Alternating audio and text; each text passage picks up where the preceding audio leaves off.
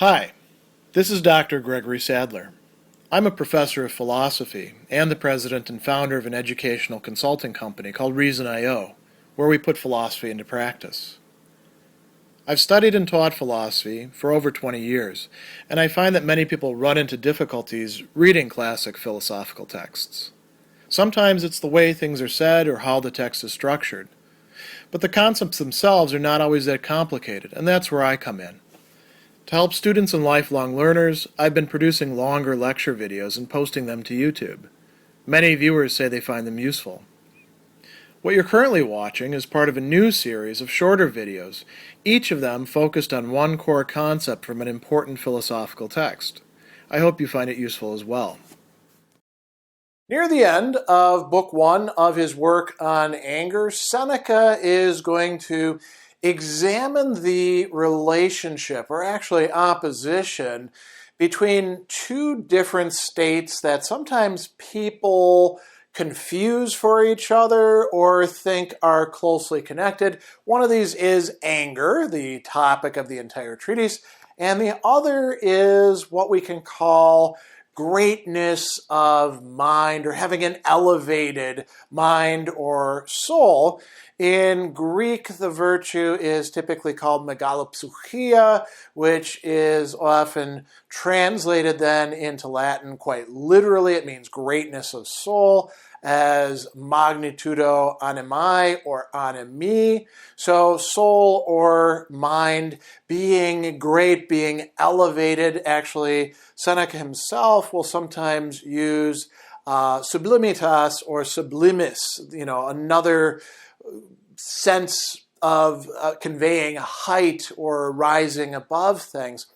And he is writing in part because there's a lot of people who do in fact think that behaving in an angry way or saying angry things is a mark of somebody who does have an elevated mind. They place themselves above the crowd. They stand out. And Seneca wants to say, nope, that's not the case at all. There's some really important differences between the person who gets angry and what it is that anger does on the one hand, and the person who actually has a great mind, an elevated mind, and what conduces to that.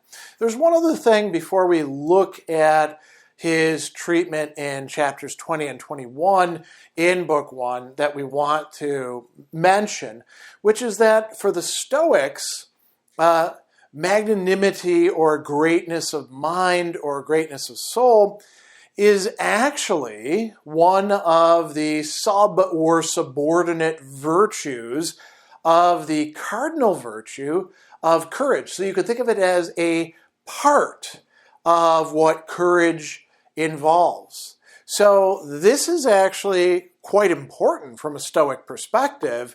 If the Stoics are against anger, as Seneca tells us that they are, and gives us many reasons why that should be the case, then we don't want anger creeping in as a sort of inducement or, producer, we could even say, of greatness of mind or greatness of soul, or spirit, we could also say as well. As it's how it's translated in a number of particular works. So the question is, does anger actually add or, provide something that conduces to greatness of spirit, magnitudem animi? And Seneca is going to give us a lot of reasons for why that's not the case. So he starts out by saying, well, it's not greatness that anger produces, it's a swelling.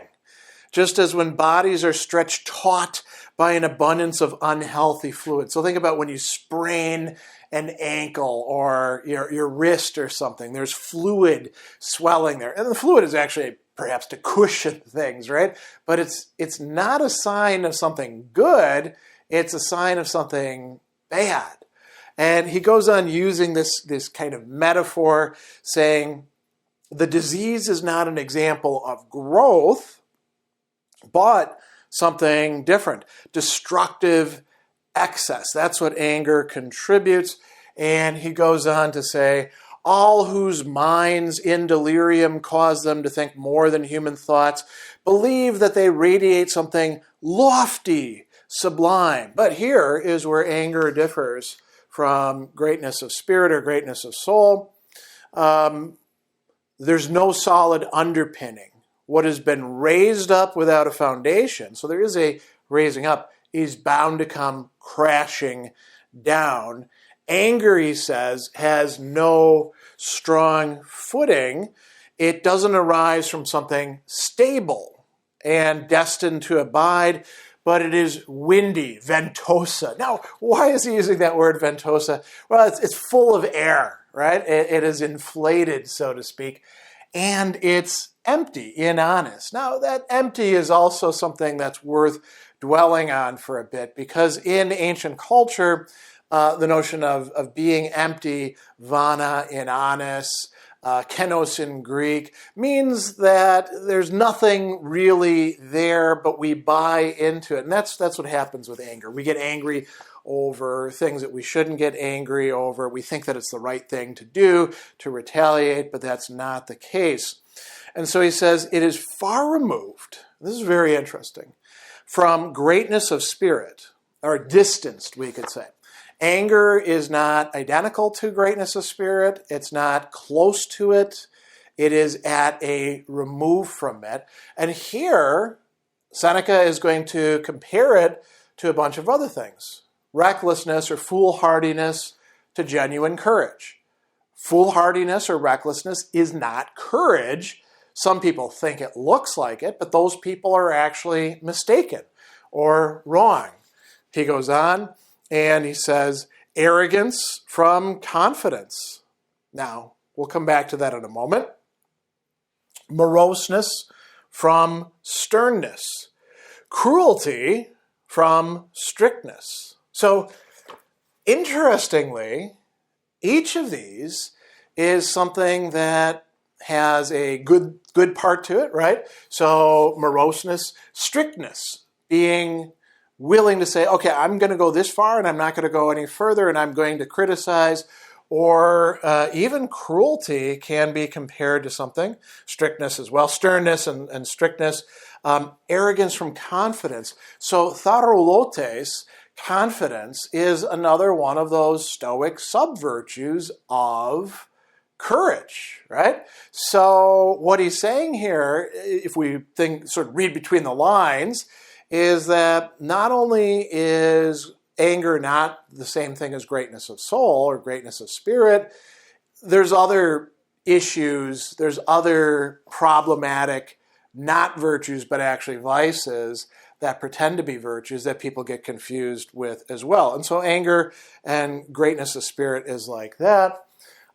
He goes on and he says that there is a great difference between a lofty mind and a haughty one. Anger sets in motion no substantial and becoming project. So, nihil amplium decorumque. And that decorum, that is another important virtue term for the Stoics. It's actually part of temperance, the virtue of temperance.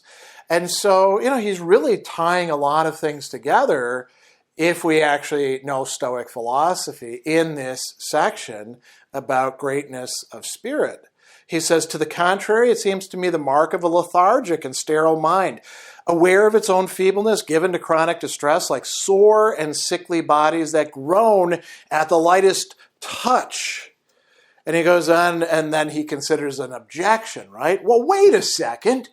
Don't angry people say things? They produce utterances, voces in Latin, statements that seem to be the products of a great spirit. And Seneca is going to say, no, instead they are spirits that don't know true greatness, like that, and he uses this example, loathsome, dira, hateful, something gross, right, that we don't want, and abominable saying. Who's the person who's saying it? Sulla, right, or it's written in the age of Sulla, let them hate so long as they fear. Sounds like a real tough guy. Sounds like somebody who's elevated above the crowd when they say that sort of thing. And Seneca says, well, I don't know which wish is worse, to be regarded with hatred or with fear. Let them hate. It dawns on him that they will curse and plot and seek to crush him. What does he add? May the gods blast him, such a worthy cure for hatred he discovered. Let them hate, what, so long as they obey?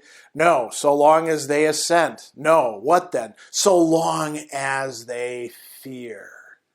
Should we be encouraging hatred or fear? Neither of these are good things, right? So he goes on and he says, do you think a great spirit said this? No, that's not greatness. It's actually a lowering. It's brutality. It's being at the level of an animal. So he says, this is not the sort of thing that we should be looking to. And he says there's no reason to judge true what that most eloquent man Titus Livy says when he writes, a man of a great rather than a good nature. Why? Because as Seneca says, these are not separate things. If you have a great nature, it is going to be because of goodness, not because of overcoming goodness or something like that. He says the two cannot be separated. And then he goes on and says, greatness of spirit, as I understand it, and this is the Stoic take on it, is going to be unshaken, inconcusum. So we're going to come back to this element of it in a bit. When things happen, it doesn't shake the mind, the spirit, that actually is great. It's going to be solid. It's going to be balanced, param, right? So things are being placed in proportion with each other. It is stable, firmaque. It remains in place and is not pushed aside, you could say. The sort of thing that bad natures cannot contain. Bad natures, he says, can be terrifying and riotous and deadly, but greatness, and here he says something else really interesting. Greatness whose strength and stability is goodness they will not have. So goodness, bonitas, is what gives them that stability. And what is that goodness for a Stoic? It lies in developing and relying upon and using and expressing the virtues. So a vice like anger is not going to be conducing to this at all. And he gives one other really interesting example here. Gaius Caesar growing enraged with the heavens because thunder was interfering with his pantomimes. Lightning bolts were putting a jolt of fear in his carouse. So what does this idiot do? He challenged Jupiter, Zeus, to fight. In fact, no quarter given. And Seneca says, how crazy was that? He either supposed that not even Jupiter could harm him, which would be, foolish, or that he could even harm Jupiter. And he says, I think this utterance of his made no small impact in stirring the thoughts of his conspirators, because people looked at that and they're like, this guy's nuts. So, this is not the sign of a great spirit. And so he goes on again and he says, if somebody thinks that anger produces a great spirit, let's apply the same logic to other vices. So why would somebody think that anger produces a great spirit? Because it leads to certain actions which involve the person placing themselves above the crowd, above ordinary people, comparing themselves perhaps to a god. Well, why not luxury? He says people who are luxurious, they want to be carried around on ivory, dressed in purple, covered with gold. Luxury wants to move masses of land around, dam the seas, create waterfalls, hang forests in midair. People do big things motivated by luxury, but that doesn't make luxury the same thing as, or even a producer of greatness of spirit. Then he goes on to greed, right? Let him think that greed, too, is the mark of a great spirit. It broods over heaps of gold and silver, cultivates estates that go by the name of provinces, puts individual stewards in charge of territories larger than those allotted to consuls. Okay, what about lust? Let him think that lust too is the mark of a great spirit. People that are motivated by lust swim across straits in the sea, castrates flocks of boys, making, catamites, puts itself in the way of a husband's sword. You want to commit adultery, so you take the chance, and you place yourself at risk by doing so, holding death in contempt. And then ambition, let him think that ambition is the mark of a great spirit. It's not content with annual offices, but wants, if possible, to engross the magistrate lists with a single name and distribute its honorific inscriptions throughout the whole world. And Seneca's going to say none of these things are actually leading to greatness of spirit.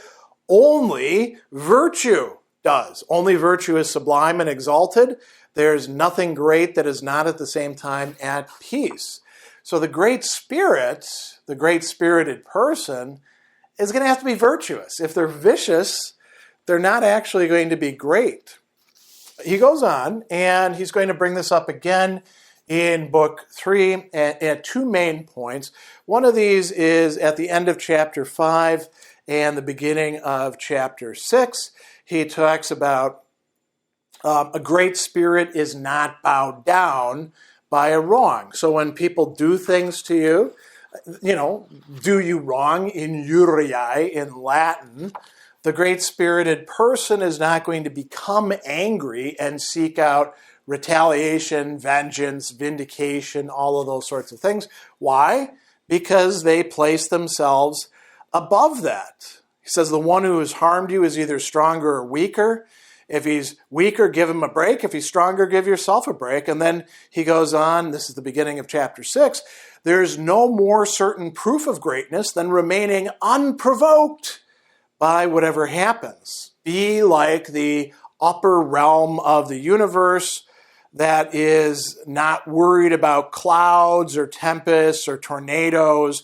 The regions below are blasted by lightning, but the regions above are serene and remaining the same. And he says, the lofty mind is ever peaceful, firmly moored in its tranquil anchorage, suppressing all of anger's components, not giving in to the things that lead to anger, right?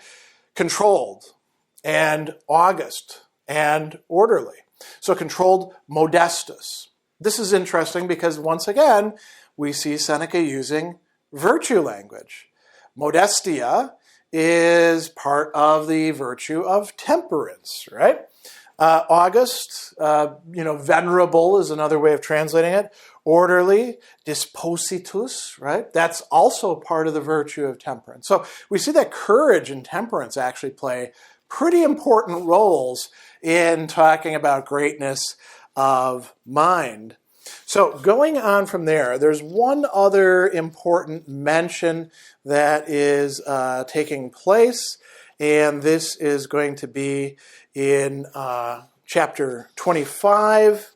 So he says that, and this is in book 3 as well.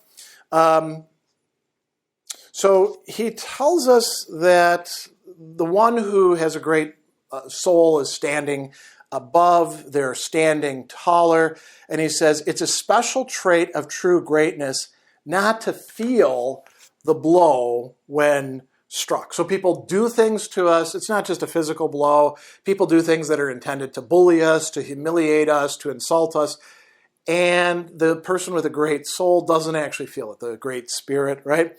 He says, not just to another person, but to fortune himself, do what you may, you're too puny to eclipse my serenity. Reason, to which I've entrusted my life's direction, forbids this. Anger is going to do me more harm than any wrong. How could it not? So I am going to rely on reason rather than give in to anger. And that is what provides the greatness of the great spirit, according to Seneca. So not only is it the case that people are very mistaken in thinking that anger is a sign or a producer of a great spirit, it's actually quite opposed to it, and Seneca counsels us, if we want to have a great spirit, if we want to have that virtue of great-souledness or magnanimity, well, we're going to have to leave anger behind.